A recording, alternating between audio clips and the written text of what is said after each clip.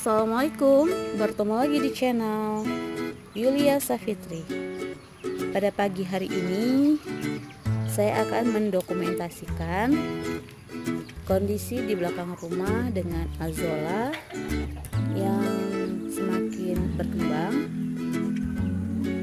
dan ayam Australia yang mulai diternakkan. Ada dua ayam Australia atau ayam potong dan ayam kampung.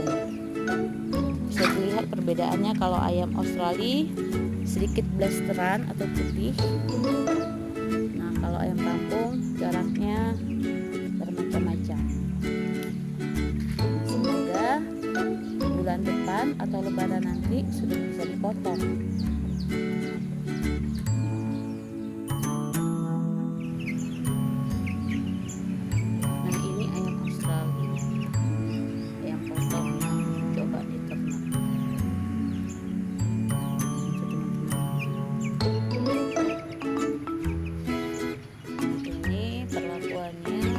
Pakannya direndam dengan disemprot dengan BBM.